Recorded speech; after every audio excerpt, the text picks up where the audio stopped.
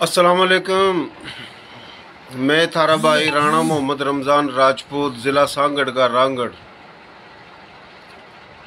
तमाम भाइयों ने अस्सलाम वालेकुम के बाद ईद मुबारक। राणा रमज़ान SKR मेरा पेज है। सबसे पहले इसना आप फॉलो करो और आप ज़्यादा से ज़्यादा शेयरिंग करो। आज एक अहम शख्सियत, जिंदा दिल शख्सियत मुखलिस भाई और पूरे पाकिस्तान लेवल पर बड़ी अहम जिम्मेदारी पर बड़े अच्छे काम कर रहे हैं। मेरी कोशिश हुआ कि मैं अपनी बोली, थारी बोली, मारी बोली, सोनी बोली में बात करूं। मोहतरम जनाब राणा गुलाम नबी राजपूत साहब,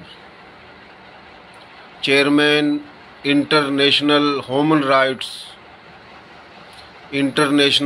राइट्स के चेयरमैन हैं राणा गुलाम नबी राजपूत साहब, जिसकी राय उस बिडशा में है, ज़िला मटियारी में। तो मैं टंडो आदम था बिडशा आया था भाई के दौरा ईद मिलन मुलाकात करी है और अब थोड़ी देर के बाद कराची जाऊंगा। ईद मिलन पार्टी है जो कि राणा एहसान साहब ने रखी है राजपूत भाइयों वास्ता। तो बेहतर समझा कि राणा गुलाम नबी भाई का कुछ बात करूं, अपनी भी सुनाऊं, उसकी भी सुनूं और आप सब भाई सुनो बात। तो मारी थारी बोली के जो लोग हैं पूरे पाकिस्तान में, राजपूत भी हैं, गैर राजपूत भी हैं, जो बोली मारी और थारी हरियाणवी, रांगड़ी, मेवाती, गुजराती, काठियावाड़ी, राजस्थानी, मारवाड़ी, ये एक के बोली है। और पंजाबी बोली, सिंधी बोली, सराइकी, कश्मीरी, यह भी एक के बोली है, मिलती जुलती बोली हैं। तो मारी थारी बोली के लोग जो राजपूत या गैर राजपूत सब भाई हैं और जो इसका अलग हैं वो भी हमारे भाई हैं। पूरे पाकिस्तान के अंदर हम जितने भी मुस्लिम गैर मुस्लिम हम सब भाई हैं, हमारा थारा पाकिस्तान है। तो बोली की वजह था मैं बात करता रहूं, लेकिन आज जो शख्सियत है वह बग़ैर किसी ज़ुबान के, मसलक के, मज़हब के काम कर रहे हैं। किसी का ताल्लुक़ किसी भी मज़हब ता हो, किसी ज़ुबान ता हो, किसी बिरादरी ता हो, जो इंसानियत की खिदमत है और वह हम सब कर रहे हैं, आप भी कर रहे हो। तो राणा गुलाम नबी भाई जो जुल्म, नाइंसाफ़ी, गुंडागर्दी, दहशतगर्दी, लाकानूनियत जो है पूरे पाकिस्तान में, हर सूबों में, हर ज़िले में जो हाल है दुनिया की, और भी मुख्तलिफ़ तंजीम यानी पाकिस्तानी जो हैं वह पूरी दुनिया में और पाकिस्तान में काम कर रहे हैं। और राणा गुलाम नबी सिंध के मुख्तलिफ़ इलाकों में, शहरों में, गोठों में और पूरे पाकिस्तान में यो काम कर रहा है। और इनका जो बड़ा सरपरस्त आला है जो कि इंटरनेशनल ह्यूमन राइट्स का जो चेयरमैन है राणा बशारत अली खां साहब, जो कि बताया जावा मेंबर है अक़वाम मुत्तहिदा का, और लंदन में जो कि बरतानिया में MNA होया हुआ, शायद आज भी है, मजीद भाई बतावेगा। तो राणा गुलाम नबी भाई जो है यो अपना अस्सलाम वालेकुम भाई। वालेकुम अस्सलाम भाई, आपके दौरा आपकी खिदमत में पेश होए हैं।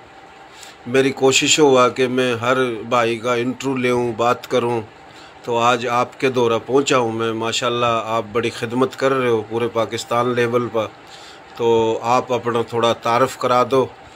मन्ना तो करा दिया है, आपके तंजीम के हवाले था, राणा बशारत अली खां साहब के हवाले था, और जो आप खिदमत कर रहे हो आवाम की, तो उस हवाले था जो भी बात आप बताओ। जी अस्सलाम वालेकुम। सबसे पहले तो देखने वाले नाज़रीन को ईद बहुत बहुत मुबारक हो। आज तीसरा रोज़ है और अल्लाह रब्बुल इज़्ज़त से दुआ करता हूँ सबकी ईद खैरियत से गुजरी होगी और अल्लाह रब्बुल इज़्ज़त सबको जज़ाए खैर दे। जी बिल्कुल, इंटरनेशनल ह्यूमन राइट्स मूवमेंट का इनकाद राणा बशारत अली ख़ान जो कि कमालिया से हैं और सेटल हैं ब्रिस्टल, बरतानिया शहर ब्रिस्टल में। तो वहीं से उन्होंने इस काज का आगाज़ किया और जुल्म के ख़िलाफ़ आवाज़ उठाना, ये हमारा मोटो है, इतना सा है। और राणा बशारत साहब बड़े पैमाने पे सीरिया के लिए, बर्मा के लिए, कश्मीर के लिए आवाज़ उठाएं और बड़े पैमाने पर उन्होंने उठाई है। तो पाकिस्तान में इंटरनेशनल ह्यूमन राइट्स मूवमेंट का जो चेयरमैन मुझे मुकर्रर किया, तो हमारा भी यही काम है कि जुल्म के ख़िलाफ़ आवाज़ उठाना और मज़लूम की आवाज़ बनना, यही हमारा काम है, इतना सा हमारा मोटो है। बग़ैर किसी फ़ंड, बग़ैर किसी चैरिटी, बग़ैर किसी चंदे के अपनी मज़ाक़ के तहत ये तंज़ीम काम करती है। और जो लोगों पे जुल्म होता है, हमारा काम देखें किसी को इंसाफ देना नहीं है, इंसाफ देना स्टेट का काम है। हमारा काम है उन मज़लूम लोगों की आवाज़ उन लोगों तक पहुंचाना जो इंसाफ को लोगों में डिवाइड करते हैं, प्रोवाइड करते हैं। तो हम सिर्फ उन मज़लूम लोगों की आवाज़ के लिए स्ट्रगल करते हैं, उनकी आवाज़ को बुलंद करते हैं और उन कानों तक पहुंचाते हैं कि उनको इंसाफ मिल जाए। और इस तरह से बहुत से लोग ऐसे हैं जिनका हमने काम करवाया और अल्लाह ने उनका करवाया, हमने नहीं कराया। तो मैं ये सोचता हूँ कि जितने इंटरनेशनल ह्यूमन राइट्स में काम कर रहे हैं, जितने सहाफ़त में काम कर रहे हैं, जितने इलाके के MNA MPs हैं और जितने SHOs हैं और जो वज़ीर आला वज़ीर आज़म हैं, ये अल्लाह रब्बुल इज़्ज़त के चुने हुए लोग हैं। अल्लाह ने इनको चुना है हमारे समाज की बुराई को साफ़ करने के लिए और मज़लूम के हकूक़ को हक़ दिलाने के लिए। तो ये सारे चुने हुए हैं। फिर ये हर किसी की अपना मोटो है अपने थीम से कि वो अपने काम को किस अंदाज से करता है, किस लिए करता है। ख़ुद को प्रमोट करने के लिए करता है या इंसान ज़ात की खिदमत के लिए करता है। लेकिन मेरा मानना ये है और मेरा अक़ीदा ये है कि जब इंसान मरकर अल्लाह के पास जाएगा तो अल्लाह रब्बुल इज़्ज़त ने जिन लोगों को इस काम के लिए, आवाम की खिदमत के लिए, माशरे की खिदमत के लिए चुना है और वो अपना काम उस तरह से सरअंजाम नहीं देते, तो अल्लाह रब्बुल इज़्ज़त उनसे पूछेंगे ज़रूर कि आप लोगों को मैंने चुना था इंसान ज़ात की खिदमत के लिए, जुल्म के ख़िलाफ़ आवाज़ उठाने के लिए, लोगों को इंसाफ देने के लिए। जिस तरह हमारे MNA हैं, MP है, कौंसलर है, इलाके के SHOs हैं, इसी तरह बड़े पैमाने पे हमारे मिनिस्टर्स हैं, वज़ीर हैं, वज़ीर आज़म हैं, ये सारे अल्लाह के चुने हुए लोग हैं। तो ये जवाबदा ज़रूर है, मैं भी जवाबदा हूँ, ये लोग भी जवाबदा हैं अपने रब के कि अल्लाह ने हमें चुना है, हम चुने हुए लोग हैं। अब हम अपनी ताकत के हिसाब से लोगों के लिए, जुल्म के लिए आवाज़ उठाएंगे तो शायद हम अपना चुने हुए मकासद को पूरा कर पाएंगे। अल्लाह ने हमें चुना है जिस काम के लिए, उस काम पे पूरा उतर पाएंगे। और अगर हम इस काम को नहीं करेंगे, हम इस काम के ऊपर फोकस नहीं करेंगे और ख़ुद को प्रमोट करने के चक्कर में और एक दूसरे की टांग निकालने के चक्कर में, एक दूसरे की बुराई करने के चक्कर में रहेंगे तो हम अपने असल काम से रह जाएंगे और बाखुदा अल्लाह को जवाबदा होंगे। ऐसा ना हो कि बरोज़ क़यामत अल्लाह रब्बुल इज़्ज़त ये ना कहे कि कहाँ इंटरनेशनल ह्यूमन राइट्स मूवमेंट वाले जिनको मैंने लोगों की खिदमत के लिए चुना था और उन्होंने कुछ भी नहीं किया और इनको डालो दोज़ख में। तो बड़ा ये फ़िक्र की और अलमी की बात है। तो बस ये हम अगर इसको करते, इस काम को, कुछ लोग कहते हैं कि आपको चंदा नहीं मिलता, आपको फ़ंड नहीं मिलता, तो आप ये काम क्यों करते हैं? तो मैं उनको बताना चाह रहा हूँ कि नमाज, ज़कात, रोज़ा, हज ये फ़र्ज़ है, ये आपने पढ़ना है। लेकिन हकूक़ुल बाद का बड़ा नाजुक मसला है कि आप हकूक़ुल बाद पे कितना पूरे उतरते हैं। देखिए, हकूक़ुल बाद में यही आता है कि हम लोगों के काम आएँ, उनके मामलात को, उनके छोटे छोटे इश्यूज़ को, छोटे छोटे मसलों को ऊपर लेवल तक लेकर जाएं, ताकि हमारे कहे सुनने से अगर किसी भाई का मसला हो जाता है तो शायद हकूक़ुल बाद को हम अदा करने में किसी हद तक पूरा उतरेंगे। तो हम सिर्फ ये रज़ाकाराना तौर पे खिदमत की नीयत से और अल्लाह की रज़ा के लिए, अल्लाह को राज़ी करने के लिए, हकूक़ुल बाद पे पूरा उतरने के लिए इस काम को बग़ैर किसी फ़ंड, बग़ैर किसी चंदे के, बग़ैर किसी सपोर्ट के चला रहे हैं। तो राना बिशारत अली ख़ान ने बड़े पैमाने पे ये काम किया है और माशाल्लाह अक़वाम मुत्तहिदा के वो मेंबर भी हैं और भी ऑर्गेनाइजेशन है जिसमें वो काम कर रहे हैं। तो उसके हिसाब से उसने हमें यहाँ पाकिस्तान के लिए चुना है। तो मैं तो अपनी ताकत और अपनी हैसियत के हिसाब से काम कर रहा हूँ, जितना अल्लाह ने मुझे तौफ़ीक दी है, जितनी मुझे ताकत दी है। मेरी टीम भी है, इस वक्त पाकिस्तान में 4700 हमारे अहदेदार हैं और पाकिस्तान का कोई ऐसा डिवीज़न नहीं है जहाँ इंटरनेशनल ह्यूमन राइट्स मूवमेंट की टीम्स नहीं है। अब सबको हमने सिर्फ ओहदा प्रोवाइड कर दिया है, हमने उनकी यूनिटी बना दी है, उनको एक सिस्टम दे दिया है, एक प्लेटफार्म दे दिया, एक नेटवर्क दे दिया है। अब जो इसके ऊपर काम करेगा वो अपनी अल्लाह रब्बुल इज़्ज़त को जवाबदा है, नहीं करेगा तब भी जवाबदा है। तो आज राना रमज़ान साहब हमारे पास आए हैं। माशाल्लाह राना रमज़ान साहब की बड़ी कुर्बानियाँ हैं और राजपूत बरदरी के लिए ये जिनकी जो भाग दौड़ है ये काबिल तारीफ़ है। राजपूत बरदरी के लिए भी मेरी बड़े काम है, राजपूत बरदरी से भी बड़ी मेरी मोहब्बत है। लेकिन मैं किसी भी चीज़ को लासानियत में नहीं लाता, किसी भी चीज़ को लासानियत नहीं ले सकता। मेरी बरदरी को अगर मैं प्रमोट करता हूँ या वो मुझे प्रमोट करती है, मैं उसके साथ हूँ, तो ये मेरा हसब नसब है, मेरा सिलसिला है, मेरी पहचान है। मैं इसको कायम रखना चाहता हूँ, इसलिए मैं राजपूती करता हूँ कि मेरी एक पहचान है, मेरी एक बरादर है, मेरा एक खून है, मेरा ख़ानदान है। उसको मैं इस हिसाब से रखता हूँ कि ये सिर्फ इस हिसाब से, ऐसे नहीं कि कोई लासानी या तरफ़की की वजह से कि हम राजपूत हैं, फ़लाँ ऐसा है, फ़लाँ ऐसा है, कोई कम है, कोई ज़्यादा है। कोई कम ज़्यादा नहीं है। आप सल्लल्लाहु अलैहि वसल्लम की हदीस है कि मुसलमान मुसलमान का भाई है। इस हदीस में ना कोई कमी रह जाता है, ना कोई बड़ा हो जाता है, ना कोई छोटा हो जाता है। हम सब बराबर के हैं। राजपूत हो, गैर राजपूत हो, लासानी हो, अक़लियत हो, कोई भी, सब अल्लाह रब्बुल इज़्ज़त ने सबको बराबर का हक़ दिया है। आप सल्लल्लाहु अलैहि वसल्लम की हदीस है कि मुसलमान मुसलमान का भाई है। तो मैं सबको उसी ज़ाविये से देता हूँ। मैं ना ख़ुद को बड़ा समझता हूँ, ना ख़ुद को छोटा समझता हूँ। जो इस काज में, इस चीज़ में बरादर के लिए, इंसान ज़ात के लिए खिदमत करते हैं, वो मेरे बड़े हैं, वो मुझसे बड़े हैं, मुझसे बेहतर हैं। मैं उनसे सिर्फ ये रिक्वेस्ट करूँगा कि मेरा बाजू बने, मेरी ताकत बने। आप मेरे बड़े हैं, बड़ा होने का सबूत दें, मुझे साथ लेके चलें। मैं इस काम में, इंसान ज़ात की खिदमत में, जिस तरह से मैंने इस प्लेटफार्म को चुना है, इस पे मेरी सपोर्ट करें। इंशाल्लाह मैं आप लोगों की सपोर्ट करूँगा। बस ये इतना सा मेरा एक मैसेज है तमाम। माशाल्लाह बहुत अच्छी बात करी आपने भाई। मोहतरम जनाब राणा गुलाम नबी राजपूत साहब, chairman international human rights Pakistan. और बड़ी खुशी हुई कि दुनिया के अंदर सबसे बड़ी बात है इंसानियत। कोई भी ज़ुबान हो, कोई भी बरादरी हो, कोई भी मज़हब हो, यानी जो मज़लूम है उसका साथ देना चाहिए, कमज़ोर का साथ देना चाहिए। उसका ताल्लुक़ किसी भी मज़हब, मसलक, बरादरी का हो, और इंसानियत की खिदमत करनी चाहिए। और जो हाल है आप कोशिश कर रहे हो, अल्लाह ताला अपना कामयाबी देवा। और आपकी जो टीम है, अल्लाह पाक तमाम भाइयों ने कामयाबी देवा। और मेरी रिक्वेस्ट है आपता और मोहतरम जनाब राना बशारत अली खान साहिब था, और आप कोशिश करके ये जो मेरी रिक्वेस्ट है, दरख्वास्त है, आप उस तक ये पहुँचाने की कोशिश करियो। मेरी रिक्वेस्ट ये हुआ राना साहब के इस पाकिस्तान में, जो कि दीन के नाम पर, इस्लाम के नाम पर, कलमे के नाम पर 30 लाख तक ज़्यादा शहादत देने के बाद ये मुल्क बना। आज इस मुल्क पाकिस्तान में जो जमहूरी सिस्टम है, पॉलिटिकल सिस्टम है, डेमोक्रेसी, ब्यूरोक्रेसी सिस्टम है, चंद ख़ानदानों की इजारादारी है। पाकिस्तान के तमाम सूबों में, तमाम ज़िलों में, तमाम तहसीलों में, तमाम गांव देहात कस्बों में वही चेहरे हैं। जमहूरी दौर हो, फौजी दौर हो, वही ख़ानदान है। मैं यूँ नहीं कहता कि ये बुरे हैं, अच्छे भी होंगे, लेकिन पाकिस्तान में तमाम सूबों में अवाम बहुत परेशान है।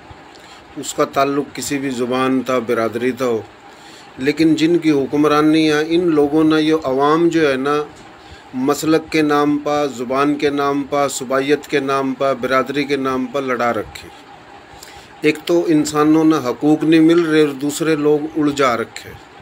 मसले तो बहुत हैं, हज़ारों मसले हैं, हर मसला तो नहीं कर सकता, आप नहीं कर सकते, कोई और नहीं कर सकता, लेकिन जो है आप कर रहे हो।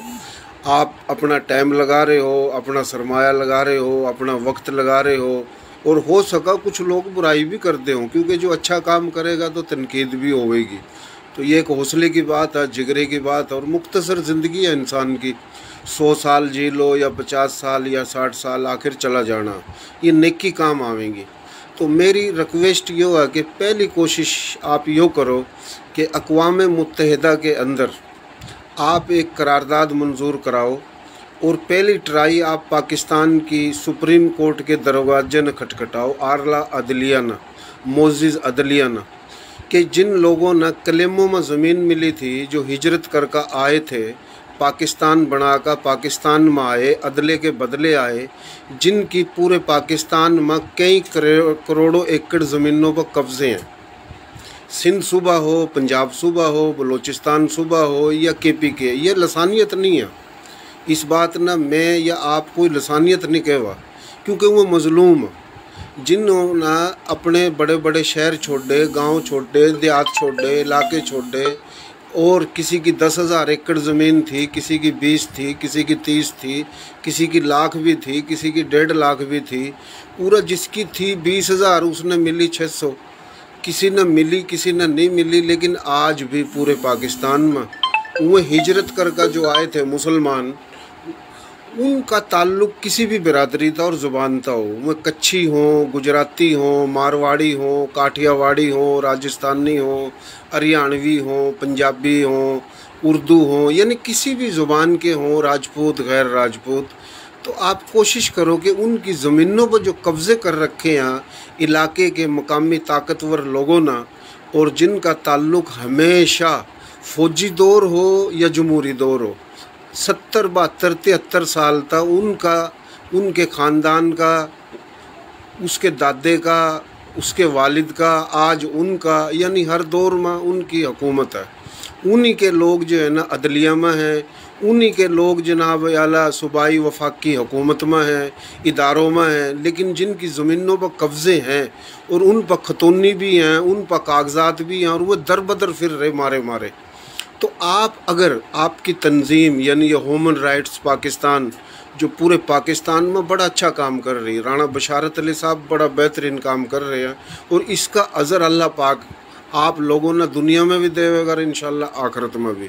तो आप कोशिश यो करो राणा साहब, आपकी जो टीम है, आप सब कि जिनकी ज़मीनों पर कब्ज़े हैं एक सेल बनाया जावा कि पहले तो कागज़ जमा कराए जावा कि किस किस की ज़मीनों पर कब्ज़ा है, नकल कापी, और फिर आप एक सुप्रीम कोर्ट चले जाओ, और इंशाल्लाह मना नज़र आ रहा है कि यो आप कामयाबी हासिल कर लोगे। कई करोड़ों ख़ानदान हैं जिन्होंने इस चीज़ का एक बड़ा फ़ायदा होएगा। जो लोग आज बेकारी की ज़िंदगी गुजार रहे हैं, जिसकी ज़मीन है 600 एकड़ कब्ज़ा है, 2000 एकड़ कब्ज़ा है, 100 एकड़ कब्ज़ा है, 500 एकड़ कब्ज़ा है, 1600 एकड़ कब्ज़ा है, इस तरीके था ऐसे कई हज़ारों ख़ानदान हैं और कई करोड़ों एकड़ ज़मीन है। मामलात तो बहुत हैं, लेकिन यह एक इशू है ना, सिर्फ यो इशू इसना आप उठाओ, और गेल के गेल जो सरकारी ज़मीन है, मिसाल के तौर पर दरियाए सिंध है, दरियाए चनाब है, दरियाए रावी है, दरियाए झेलम है, जो दरियाए सुतलजा, यानी जितनी भी दरिया के दोनों तरफ जो ज़मीन है वह भी कब्ज़ा कर रखी, वह भी करोड़ों एकड़ है। लेकिन पॉइंट ये हुआ कि उन लोगों की ज़मीन जिन्होंने कलेमों में मिली उस वास्ता और जिन्होंने ख़रीदी थी वह फिर पाकिस्तान के अंदर कोई भी हो और सरकारी, तो एक सेल बनाया जावा और इस सतह पर आप काम उठाओ, क्योंकि पाकिस्तान तो बाहर जो लोग हैं जो कि यूरोप में हैं, अरब ममालिक में हैं, दुनिया के किसी भी मुल्क में, अमेरिका, कनाडा, ऑस्ट्रेलिया, और वह बेचारे दिन रात मेहनत करा घर था बाहर हैं, और वह 30 साल 40 साल तक मुल्क था बाहर हैं, और उरा अपना घर भी खरीदा, घर बनावा, लेकिन पाकिस्तान में जो कब्ज़ा माफिया हर दौर में उनकी ज़मीनों पर, उनके बंगलों पर, उनके प्लाटों पर कब्ज़ा करके बैठ जा। तो इस तरीके से ये 2-3 कैटेगरी हैं। एक तो वे लोग जिन्होंने अपने हाथों था प्लाट ज़मीन खरीदी, घर बनाए, उन पर कब्ज़े, एक वे जिन्होंने क्लेमों पर ज़मीन मिली थी उन पर कब्ज़े, और फिर सरकारी ज़मीनों पर कब्ज़े। तो ये जो माफिया है ना, इसके ख़िलाफ़ एक ऑपरेशन होना चाहिए, बाकायदा ये ऑपरेशन इस तरह होना चाहिए जिस तरह के रेंजर और आर्मी ना बार बार मुख्तलिफ जराइम ख़त्म करने वास्ते ऑपरेशन करे। यहाँ तक है कि जो बिजली चोर कुंडा सिस्टम के ख़िलाफ़ भी काफ़ी दफ़ा आर्मी ना ऑपरेशन करे। तो ये जो ज़मीनों पर कब्ज़े हैं, प्लाटों पर कब्ज़े हैं, बंगलों पर कब्ज़े हैं, शहरों में, देहातों में, हर ज़िले में, हर तहसील में, हर इलाके में, तो ये एक नुक्ता अगर आप उठाओगे, बात तो बहुत है, यो एक अमल करो। तो इसके बारे में आपके कुछ कहना चाहोगे राणा साहब? और मैं नियत तक बात कर रहा हूँ और आप कामयाबी हासिल कर लोगे इंशाल्लाह, मुझे नज़र आ रहा, क्योंकि आपके तंजीम की जो ताकत है पूरे पाकिस्तान में और पाकिस्तान तक बाहर, वह मन बाकायदा इसका अंदाज़ा है और भाइयों ने भी है। लेकिन गेल की गेल मैं यो बताना चाहूँ, पाकिस्तान के अवाम की फितरत है कि बहुत बड़ा महल हो, लैंड क्रूज़र गाड़ी हो और बड़ा दबदबा हो, ज़िम्मेदार हो, हम उसना ताकतवर समझा, उसना हम इज़्ज़त देवा। और जो लोग मोअज़्ज़िज़ हैं, समझदार हैं, पढ़े लिखे हैं और मिडिल तबके का ताल्लुक़ रखा और उन्हें कुछ कर भी सका और करा भी है बहुत कुछ, ऐसे लोगों ना तो हम वोट देंगे, न ऐसे लोगों ने हम कुछ समझ दे। इसकी वजह था हम और आप सब पूरे पाकिस्तान की आवाम 73 साल तक ज़वाल पजीर रहा, हम जो है ना ज़वाल की तरफ हैं, ग़ुलामी की तरफ हैं। तो ये वजह भी है जनाब। तो ये कुछ आप कहना चाहो मुख्तसर जनाब? जी बिल्कुल। तो रमज़ान साहब आपने सही कहा कि कुछ लोग शख्सियत परस्त हैं, लेकिन जो शख्सियत परस्त हैं वो असल में ज़हनी ग़ुलाम हैं। उनके पाँव में, उनके दिमाग में ज़हनी ग़ुलामी की जंजीर पड़ी हुई है। जी। वो सिर्फ ऐसे लोगों को प्रमोट करते हैं कि जो बाकायदा जिनकी बनावटी ज़िंदगी है, उनमें बड़ी गाड़ियां हैं, बड़े गार्ड्स हैं, बड़े बंगले हैं। लेकिन बड़े अफसोस और उम्मीद का बात है कि जो MNA MPs काउंसलर 5 साल में आप लोगों के पास आने के लिए तैयार नहीं है, और 5 साल के बाद जब वो उनके पास आता है और फिर वो उसको वही प्रोटोकॉल देते हैं, वही इज़्ज़त देते हैं, तो मतलब उन्हें वो अपने साथ जुल्म नहीं कर रहे, वो अपने आने वाली नस्ल के साथ जुल्म कर रहे हैं। क्योंकि देखें, हक़ की बात करना, हक़ लेना, ये हमारा एक आइनी हक़ है। ये हमारा पाकिस्तान, हमारा मुल्क, हम जमहूरियत में हैं। तो अब हमारे पास ये अलमिया है कि एक बंदा हमसे वोट मांगने आता है, वोट ले लेता है, वो 10-20 हमारे से वायदे करता है, मैं ये करूँगा, वो करूँगा, और फिर वो वोट पे जब जीत कर आगे चला जाता है, 5 साल वो शक्ल भी नहीं दिखाता, और हम बस 5 साल तो हम उसको गालियाँ देते हैं, बुरा भला कहते हैं, हमारे वोट दिए, हमने ये दिए। लेकिन जब 5 साल के बाद फ़ौरन वो नज़रों के सामने आता है, तो वो हमारे 5 सालों की तकलीफ़, वो दर्द, वो चीज़ें, वो सब भुलाकर हम उसे फिर फूलों का हार पहना देते हैं। तो ये जहनी गुलामी, इससे निकलना होगा। यूरोप में आप देखें कि दूसरे ममालिक क्यों कामयाब है, वो इसलिए कामयाब हैं कि वो उस बंदे को प्रमोट करते हैं जो काम करता है। फिर छोटे तबके का भी उनका सदर मुल्क का सदर बन जाता है, छोटे तबके का लोग भी उनका मिनिस्टर बन जाता है।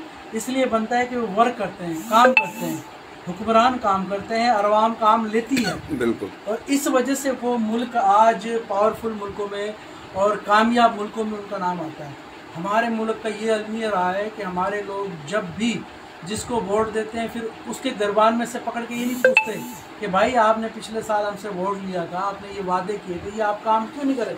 और दूसरी बात, आपका वो MNA MPA काउंसलर अपनी जेब से नहीं लगाता, गवर्नमेंट बाकायदा उसको आप फंड देती है आपके लिए, क्योंकि आपने उसको चुन के गवर्नमेंट के सामने खड़ा किया है कि सर ये हमने बंदा चुना है, ये हम लेकर आए, अब आप इसको दें तो ये हमें दें।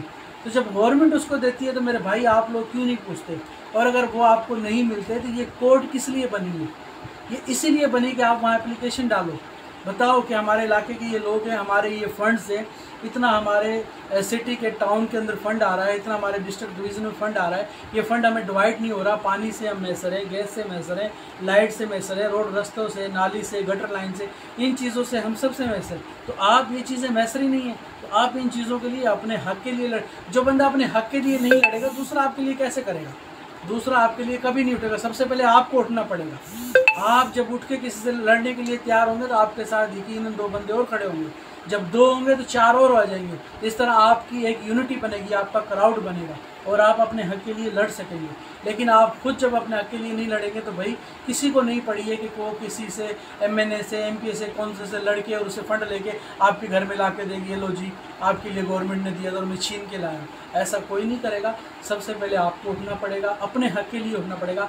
आज आप अगर अपने हक़ के लिए नहीं उठोगे तो खुदा की कसम कल एक मोड़ पे आपके बच्चे आप लोगों को बद्दुआएं देंगे और आप लोगों से झगड़ा करेंगे कि जब आप लोगों ने अपने इलाके के मोअज़्ज़ज़ शख्स को चुना है, आपने इसको वोट दिए हैं, आप इसको ऊपर लेकर आए, तो आपने अपने हक़ के लिए से क्यों नहीं बात की, इसका दरवाज़ा क्यों नहीं खटकाया, कोर्टों का दरवाज़ा क्यों नहीं खटकाया।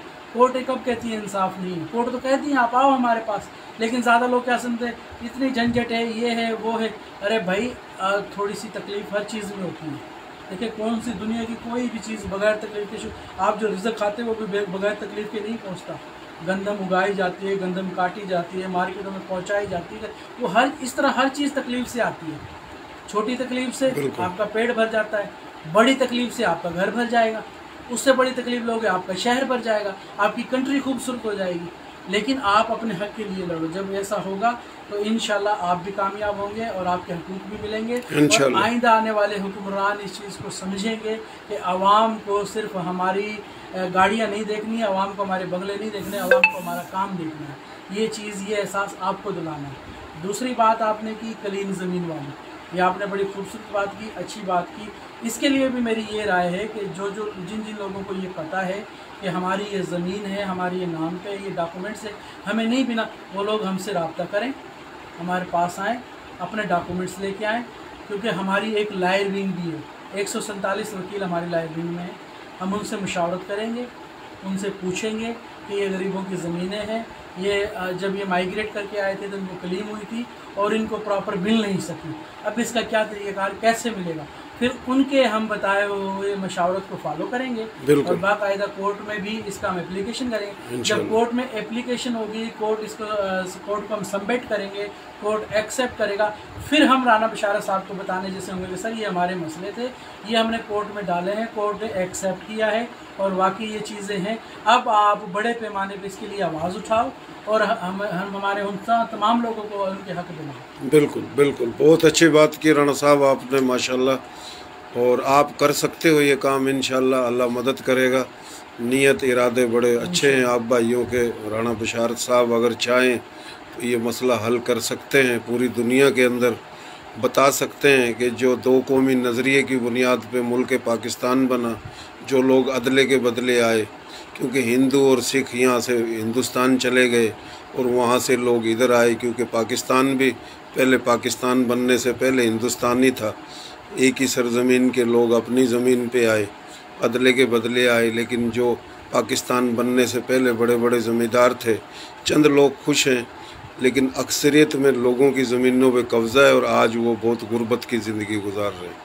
तो ये भी एक इंसानियत की बात है, तो इस पर काम होना चाहिए। और आपने अच्छी बात की कि जिन जिन लोगों की ज़मीनों पे कब्ज़े हैं 50 साल से 60 साल से, किसी भी इलाके में, पाकिस्तान के किसी भी सूबे में, ज़िले में, तहसील में, तो वो यहाँ रब्ता करें और एक सेल जो बना के इसको जो है ना, आप सुप्रीम कोर्ट तक जाएं और कौमी असम्बली तक जाएं और अक़वाम मुत्तहिदा तक जाना पड़े तो वहाँ भी जाएं।